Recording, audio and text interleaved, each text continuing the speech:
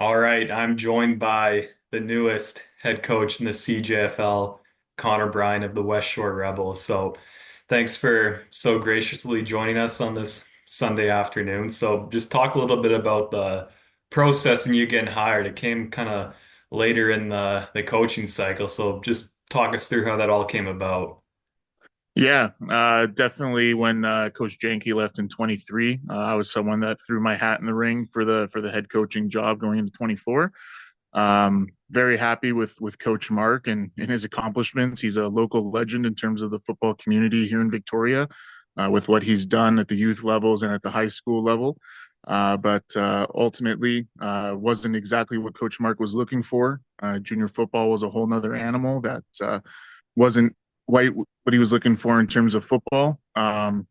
So pretty much got contacted by the president, Coach Rob Lervold, asking if I wanted to take over, and couldn't be more excited to be the head guy in the red and white.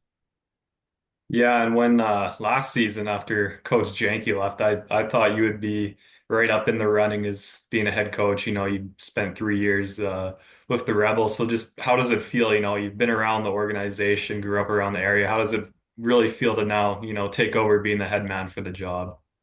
It's a dream come true. My family has a lot of history with the Rebels. My grandfather coached the Rebels before, back in the late 50s, early 60s. My father was a part of the board with the Rebels, as a president and VP, as well as countless cousins that have been through the program on the board or on the field. So I'm very, very ingrained in this program and very excited with the group of guys we got and what we're going to be putting on the field in 25. Yeah, so you came of being the offensive line coach, recruiting coordinator, and game coordinator. So the past couple of years, you guys have kind of been more of a passing offense, obviously led by legendary quarterback T. Jesse. And last season, Ethan Picard did, a really fantastic job taking over big shoes. So how do you feel your team will do this year? Like your outlook, are you guys gonna go to your roots or running the ball? Are you going to continue to throw the ball? How do you see that playing out this season? I think we're going to continue to do what we do best. And I think throwing the football is something that we really succeed at. And you know what? If you can throw the ball extremely well and really press these defenses to escape the box, to cover your athletes on the outside, it only does wonders in opening up the run game, right? That year in 23, we had T. Jesse, right? Broke all those passing records, but we also had an outstanding run game as well, right? Our running back ran for almost 1,100 yards, averaging 10 yards a carry.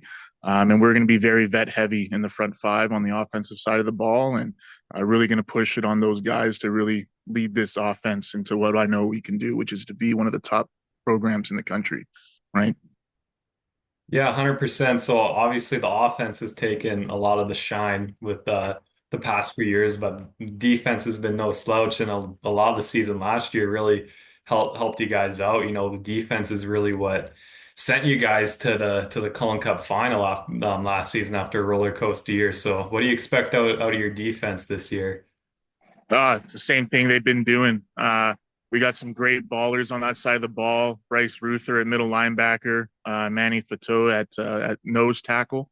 And we had some young athletes at the defensive back position, and they're only going to get even better. And with a guy like Gio Lanuzzi back there, kind of controlling them and helping them out at the safety spot, our defense is going to be just as deadly as it's ever been. And especially bringing in a coach like Brandon Gandire to kind of take over that and really kind of coach these young DBs into what we know that they can become the best DB core in the country.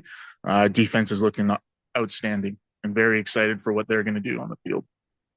Yeah, it'll be really interesting to see. So the West Shore Rebels have kind of been, you've had kind of a turbulent past couple seasons. I think we're going on the fourth different head coach in 4 years, and you're coming off a really hot and cold season where you guys start off really hot, kind of slowed down towards the end of the year, but then playoffs you picked it up. So how do you think you could bring some stability to this franchise, like being a long-term solution at head coach and maybe compete consistently for, get right up there with Okanagan as being the consistent powers. I know you guys have gone to three straight Cullen Cups despite all that turbulence. So how do you feel you could do that?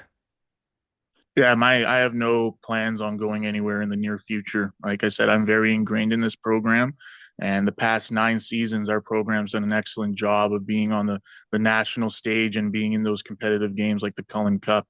I think it's something like the past 9 seasons, 8 of those seasons, we've either been in the Natty or we've been in the conference final, right? So, keeping that going, right, making sure our guys are out here competing and pushing each other, so we can stay one of those top programs and be one of the top destinations for any player looking to join the CJFL. Yeah, 100%. And you mentioned in our brief chat before about the improvement of play in junior football. You know, even just look recently, you guys had Kieran Poisson right from the West Shore Rebels make the jump, and even recently had Kalon Thomas a couple years ago, then Stephen Smith and Elion Noah this year, and potentially another guy, Jacob Bond, this year, making it this jump straight to the CFL. So you spent a lot of time in junior football. How do you feel the play has improved and opportunities for more players to go to the CFL? Oh, it's fantastic. I mean, junior football a decade ago, if you look at what it is, right? If you go back from the early 2000s, 90s, right? It was pretty much just a glorified men's league, right?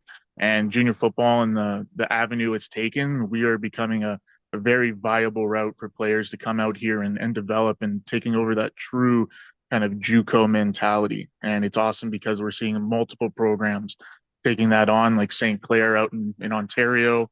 Uh, the Okanagan Sun have been doing that for a long time. The Hilltops, Thunder, right? And so the more and more programs that take this seriously, the better the competition becomes, and the more seriously U Sport and the CFL takes our league as well. Yeah, I agree 100%. That's what I've been trying to sell on my page a lot of the time because I think it's unique compared to what they do in the States, so everyone has to go to school. I know a lot of players end up going to school, and it is a lot in some cases, like St. Clair, it is like a junior college, but you don't have to necessarily go to school. So what'd be your sales pitch to like recruits on not just why they should join the West Shore Rebels, but why they should join like the CGFL period over other alternatives? Yeah, a big thing is it is a very big jump going from high school to university, and every single player that goes from high school to university, right, all have different looks and what they're looking to get out of university, right? Some kids are looking to go there just to play football, right? Other kids are very serious about the education. And when I talk to these guys and I say you're going to university, right, you need to have just as much of a want to get a degree as you do to step foot on the field on game day, right? If you don't have that kind of passion for the schooling, right, a lot of the times it's going to end up in a lack of success for you, right? So junior football is a great way to build the skills necessary to be a successful U Sport athlete. In terms of on the football field, we have the coaches and the program in place that when you make the jump, you're going to be on par with these university players that have been there, right? And you're going to be able to meld into their program flawlessly, and no sort of jumps or adjustments are need to be made because it's something you've been doing with our program your entirety of your time here. Um, and to be 17 and know exactly what you want out of life right out of the get-go, right, that's very far and few between. So junior football is a great way to kind of figure out what you really want, right? Maybe you're choosing between a couple options at university, right? You don't know if you want to get into business or if you want to get into tennis or education, right? And so junior football is a good way to kind of do that for a little bit cheaper by going to places like Camosun College, our local college here, and kind of really figure out what you want to pursue in life, right? So if you have any sort of uncertainty in terms of the schooling, or maybe you're a kind of guy that I got one offer from one school, but I don't know if that's where I really want to go. Junior football is a great way to expand that resume. And a kid I always talk about with these guys that are in that kind of situation is our defensive tackle, Tayo Chitwa. He just signed with St. FX. He came out to us 2 years ago, 6 foot, 230, brand new to football, was a hockey guy before that. Um, didn't really played a few games his first year, but really took over his second year. Came back at 6'1", 270. Was our three tech for 90% of the snaps this season, and he got his opportunity. He had about 4 visits lined up, 6 schools interested. Right, so that's the kind of difference that going to junior football and developing your skill set can really change your outlook and your opportunity at university ball. Yeah, and I think you made a great point there because some players are just naturally more raw. You know, they have the tools, but they just need that to be, get good coaching to bring that in. Sometimes youth sports guys aren't necessarily patient enough, and also that a lot of 17, 18-year-old kids don't know what they want to do. I mean, I was there at some point. I'm still young and I'm still not 100% sure what you want to do. So it's Yeah. great that, junior football could kind of bridge that gap, also give you some guidance and structure that might not necessarily be there. So I have one final question, unless there's anything else you want to talk about, just about the international players. So not just Americans, but overseas as well. We've seen a huge influx of international players over the past couple of years. Looks like, your biggest rival VI's seems to basically have a, a whole share on international players. So just talk a bit about that, how that is for recruiting and how that helps the CJFL game. Well, I mean, first of all, there's really good football being played outside of Canada, right? Especially overseas in Europe, and there are some absolute athletes and studs that are out there playing football, and I think it's a great way and a great opportunity to get them to come out here, play in a more competitive environment, really learn football for what it is, and most of all, get an opportunity to make the CFL. Right, a lot of these guys are on the European Football League's rosters or on their radar, but playing over there compared to here is night and day, right? So coming out here, like getting guys like Lorenzo Altabelli, played for Edinburgh University or played right tackle for us last year, 6'8", 320. Um, he's pretty much going to be on. He's pretty much on the Lions roster or radar right now, and looking to come back, and that's his goal while he's out here, right? He's also gotten the opportunity from being out here to. He was at the NFL IPP Combine back in November, where he participated in that, and so coming out here and learning from a little more qualified coaches, playing against better competition has really helped kind of grow his game, right? We're talking about a guy that was at right tackle for one season. He was a defensive tackle when he was in Edinburgh, came out here, played 1 year at right tackle, and won the job pretty much right out of main camp. And we're really excited to bring those kind of guys back. Talk about Fermi Okunlula played for us from Bristol Pride in England. We got a good pipeline going from there with a lot of players. Now he's getting his opportunity at university going to York, right? So it just opens up a lot more opportunity for these guys, and especially with these international spots being open at the CFL level, it really helps us kind of grow a better connection with the Lions specifically, right? And bringing them in quality talent for them to kind of take a look at and be impact guys for them, right? And that's our main goal for these international guys is to sell them on the CFL opportunities, because at the end of the day, the EFL opportunities will be there whether they're playing in Europe or playing here, but it's really their shot to go for bigger and better things.